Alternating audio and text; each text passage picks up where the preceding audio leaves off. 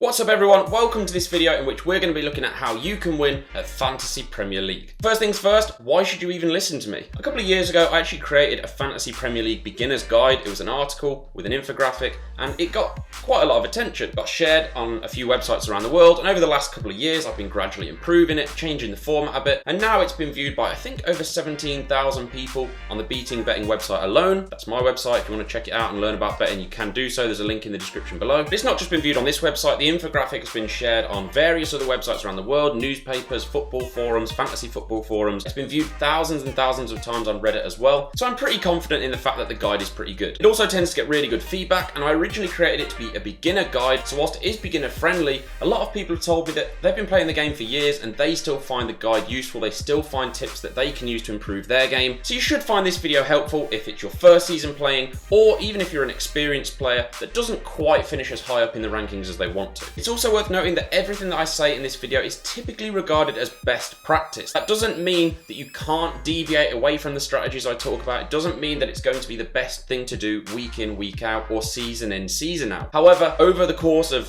the 10-15 years that Fantasy Premier League's been running, these strategies are what helps people win. So there may be some things that I say which you disagree with, and that's fine. You can jump on them in the comments below. However, please take everything I say with a pinch of salt. As I say, it's general best practice advice, and you're more than welcome to try different things if you want. So if you're interested in winning your mini leagues and obtaining a high overall ranking, watch this video through to the end, hit that like button if you find anything useful, and subscribe to the channel if you're interested in more football, fantasy football, and betting related videos going forward. Let's get stuck in. The first thing that we're going to talk about is how you should be spending your initial budget and the breakdown between goalkeepers, defenders, midfielders and forwards, and how much money you should typically be spending on each position. First up, we've got goalkeepers, and I recommend that you should be spending between 9 and 10 million on your goalkeepers. This means you could have a 4.5 and a 4.5 rotation option. You could have a 5.0 and a 4.5. You could have two 5.0s if you want, although this isn't really advised. That's probably not going to be the most profitable strategy because you're tying up quite a lot of money on the bench there. You're going to have to bench at least $500,000 worth of player every single week, so that's probably not the best strategy. So you could go for two 4.5s, a 5.0 and a 4.5. You could go for a 5.5 and a 4.5. That's a little bit expensive, but could be done. My line of thinking is if you're spending 5.5 on a goalkeeper, then you should really be playing them every single week, and that includes 6.0 goalkeepers as well. You should probably be taking the risk and pairing them with a 4.0 goalkeeper, even if they don't play. You can't be investing 10.5 in your goalkeepers, in my opinion. I just think that's way too much money to be tying up in the least profitable position on the pitch. Moving on to defenders now, I typically recommend that you spend between 23.5 and 26 million on your defenders. So what kind of breakdown would you get from this? Well, you could have two premium defenders. This is sort of your 5.5 to 6.5 range. You could combine those with three 4.5 or even 4.0 defenders if you find some that are playing. That typically is a good balance in your defense. Or you could go with sort of the three lower premium brackets. These are sort of the 5.0 to 5.5 range, and pair those with cheaper defenders as well as your backups. It's a common beginner mistake to over-invest in your defense. Clean sheets are highly unpredictable, so make sure that you don't over-invest in your defense, but also make sure you don't under-invest as well. You can find value in defenders,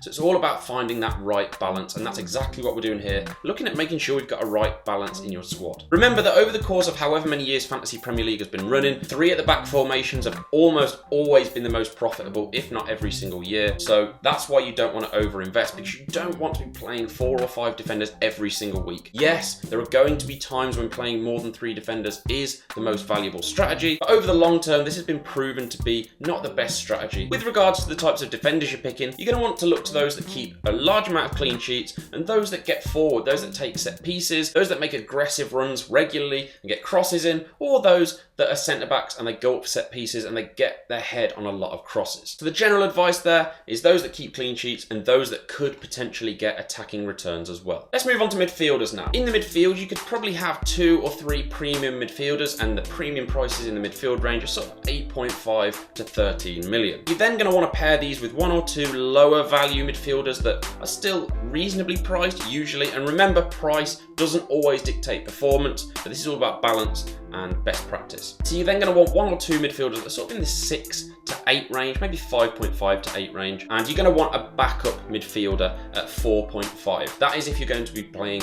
a 4 in midfield formation with 3 up front, which 3-4-3 has traditionally been the best formation that you could possibly play. However, you don't have to have a 4.5 backup. You could have a 3-5-2 formation where your backup is in the forwards, but we'll move on to that shortly. A top tip for this section is another mistake that people make is they have something that is called a strong front 8. What I mean by having a strong front 8 is that you've got 8 players where you've sort of invested the funds spread out between them all evenly, and that is not a good strategy because you're going to be leaving too much money on the bench, and therefore you're not going to be earning these points in your team. This is why it's good to always make sure you've got a backup option that you know is going to be your bench option each week, and you want to make sure that this player is someone that plays 90 minutes every week. So if you do get an injury or a random rotation in your team, you want to make sure that this 4.5 or backup midfielder does fill a role and get 2 or 3 points at a minimum. With regards to the types of midfielder you generally want to look to the most selfish players possible. Now, while selfish players aren't perhaps the greatest in real life football teams, they are perfect for your fantasy football team because they're going to get a lot of shots, therefore they're going to pick up a lot of goals hopefully. They might pick up a lot of assists from rebounds, and if they do manage to get a couple of goals, they're likely going to be in the bonus points as well. You also want to try to look towards set piece takers, corners, free kicks, penalties as well, especially penalties. You want to try and avoid defensive midfielders. They might be very good in real life, but they are not good at fantasy at all. Moving on to the forwards now, most people will have 2 premium forwards at least. Sometimes people will have 3, but generally this isn't the best play. You want to look between 2 premium forwards, that's in the 9 to 13 price range, and a backup which is sort of in the 6 to 8.5 range. Or if you are going to just play 2 up front and have 5 in midfield, then you can look towards a 4.5 or perhaps a 5.0 up front, although again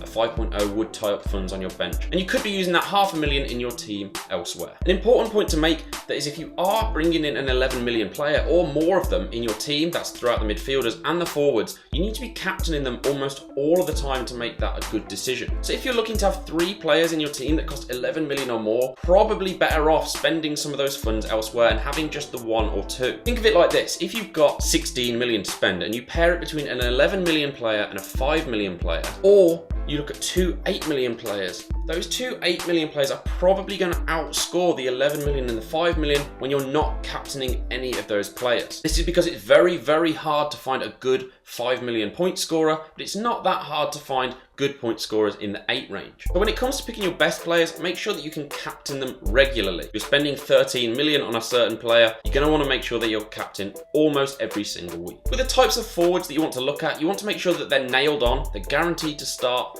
every single game, they're selfish again, they're hopefully on penalties. You also want to look to teams that play 1 up front a lot of the time. This isn't always the case, but you want to make sure they're the focal point of the attack. You don't want them to be sharing returns ideally, unless they're very, very cheap. Let's move on from the team structure now and talk about some of the other things. I want to stick on the topic of choosing your players first of all, and I want to talk about the myth of owning unique players or differentials. Now, the myth is that owning differentials are the key to rising up the leaderboard rapidly. These differential players, they're typically owned by less than 10% of the game, or maybe even less than 5% of the game. And the main reason that this isn't a good idea is because of the risk-reward scenario. If 25% of the game own 1 player, and you think you're being smart by picking another player, the risk is that if the player does well that you don't own, you're going to be behind so many people, and playing catch-up won't be that easy. The secret to fantasy football success is actually playing incredibly boring most of the time. You want to cover the players that most people own, unless you know they're a terrible option. I'm going to name Kante in this. A lot of people always select Kante, but he's a terrible fantasy Premier League option. But generally speaking, covering the highly owned, highly performing players is by far the best option you can do. You want to play it safe wherever possible. Keep yourself in the game until the end. If you need to catch up, if you need to make a charge for the win or a charge up the overall rankings, then the last 4 to 5 weeks, or maybe even less than that, maybe even the last 2 to 3 weeks, they're your best time to be looking towards differentials. Don't try and take punts. Be smart all through the season because you just won't be victorious doing this, I can assure you. Fantasy Premier League is a marathon and not a sprint. Let's talk about transfers and wildcarding now. In Fantasy Premier League, you get 1 free transfer every week, and if you don't use it, it rolls over to the next week, but you can only have a maximum of 2. So there are 3 important transfer rules that I want you to try and follow. The first of those is that using 2 free transfers in one go is significantly better than using 1 free transfer 2 weeks running. This is because it gives you flexibility to change your team structure around. You can swap a midfielder and a forward out, and you could go for a premium option in one and swap them around, so you've now got the premium option in the other position. It gives you flexibility that you don't have if you only have one free transfer. It also gives you a safety net if something goes wrong. What if you don't really need to make a change in your team, and then suddenly the next week you've got a transfer you want to make and you pick up an injury or suspension? Just gives you that safety blanket that can keep you comfortable in some potentially difficult times. The second tip, and this one is hotly debated, but I do emphasize it: do not take unnecessary points hits. Every additional transfer that you want to take that isn't a free one will cost you 4 points. Now, a lot of people will say actually taking 4-point hits is profitable. You can gain team value, and gaining team value is very important, but that isn't really the point I'm making. The point I'm making is not to take unnecessary ones. If you're looking to build some team value, or if you really need to take a -4, then take it, but only if it's necessary to your overall game strategy. Most of the time, -4s won't be profitable, especially if you're taking them regularly, because it means you're not giving the players enough time to actually earn a profit on the transfer. The overall winner of the game will almost always have taken hardly any points hits, and you can argue that they do this because they've already got a good team, they're already winning and they don't need to. Yes, that is a good point, but look at the people that finish in the top 10k or the top 20k. Very rarely they'll take hundreds of points worth of hits. Yes, there'll always be outliers, there will always be people in those top rankings that have done so, but a safer strategy is usually the way to go. The final rule regarding transfers is try to leave them as late as possible, and this is another one that's hotly debated. Same with the -4 thing. But again, it's try to leave them as late as possible. If you can't leave it any later than the Monday with the games on the Saturday, then make it then. This could be because you're going to lose 0.2 million in transfers. Personally, I don't really mind losing 0.2 every now and again, but if you can't wait any longer, if you actually can't wait, perhaps you won't be able to afford the players any longer, make the transfer, but leave it as late as you possibly can. If you've already got $500,000 in the bank, you're going to make a transfer, wait until the Friday night or the Saturday morning. Don't take unnecessary risks. What if that player or another one of your players gets injured in training throughout the week, or perhaps they've got cup games in the week? This is very, very important. There's always FA Cup, League Cup, Champions League, Europa League taking place in the middle of the week. You want to try and make sure you make the transfers after those games wherever possible. Wildcards. I'm not going to go into too much detail around wildcards. However, generally speaking, I think it's best to not plan to use your wildcard. A lot of people plan to use an early one, and this is fine. You can often pick up early value from an early wildcard, increase your team value. I don't like to plan to use it. What I like to think is, yes, I will probably look to use it early, but I don't want to. I don't want to have to do that. I want to give myself the flexibility to carry on long term if I want. This means that in my game week 1 team, I'm not going to pick loads of players that I know are going to be rested or rotated out of the squad in a couple of weeks' time. I might pick 1 or 2 players at most that I know will be dropped sometime after the first few weeks. However, I want to make sure that that wildcard can be a backup option if I need it. You're going to need to use that first one before the end of December, and usually I'll use it sometime between game week 3 or 4 at the earliest, and probably game week 10 or 11 at the latest. You don't always have to use it. If you're doing really well, you don't even have to use it. The truth is, there's no real best time to use this first wildcard, but there definitely is a best time to use that second one that comes after January in the second half of the year. Do not use this second wildcard at a time when it's not a double game week coming up. A double game week is when teams get to play more than once in the same game week. I know that sounds very obvious and self-explanatory, but it's within the same game week so that they actually earn twice as many points potentially as they would normally. You want to use your wildcard around these time periods so you can get as many double game week players in as possible and captain them and earn as many points as you possibly can. I know I said avoid taking points hits a little earlier, but honestly, if you've got 2 or 3 injuries in your team and it's February time and you're thinking, oh, I need to use my wildcard, don't do it. Either use your bench options, that's what they're there for. Take a week or 2 of lower scores because you will earn a significant amount of points by timing your second wildcard correctly, or just take a small points hit. Do not use that wildcard, and do not use the next chip that we're going to look at either, the free hit. The free hit is incredibly valuable and it's best used in a blank game week. A blank game week is when teams miss out. Those with a double game week have to have a blank game week at some point, otherwise they would have too many games in the fixture list and that wouldn't work out properly. So what you want to do is you want to have that wild card to bring in the double game week players, but you then want to be able to use the free hit to bring in blank game week players. These players will only play for 1 week and then the free hit expires and your old team returns, i.e. that double game week team that you've already built. Save your free hit for blank game weeks. Trust me. Triple captain. You also want to use this triple captain in a double game week where possible. Many players have been burned over the years by waiting for these double game weeks. It's just variance, it's just short-term bad luck. The EV, or the expected value of using your triple captain in a double game week, is significantly higher than a single game week. There's always going to be a good player with good expected value in a week. People will say, oh, I'd rather have a good player playing at home against a relegation candidate than playing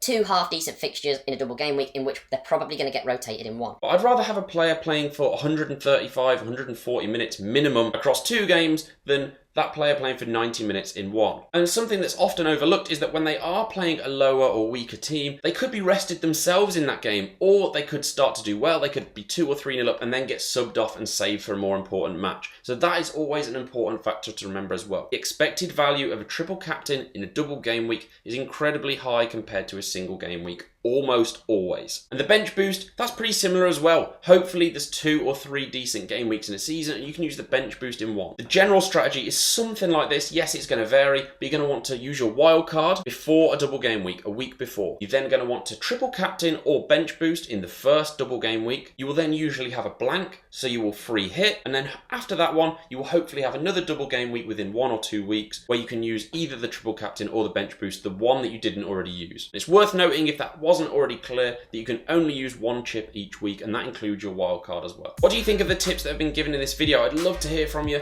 Let me know if you think they're good or bad, if you agree or disagree with certain parts. Make sure you drop a comment down below. And if you have found this video useful, hit that like button and share it with your friends as well. It's always better to have a competitive mini league. Don't let your friends give up after a few weeks. Make sure they know these tips and that you can keep it competitive until the end of the year. Hopefully you can use this to win your mini league. If you are interested in more fantasy football or betting related content, hit that subscribe button as well. I look forward to seeing you again in another video, and until next time, have a great day.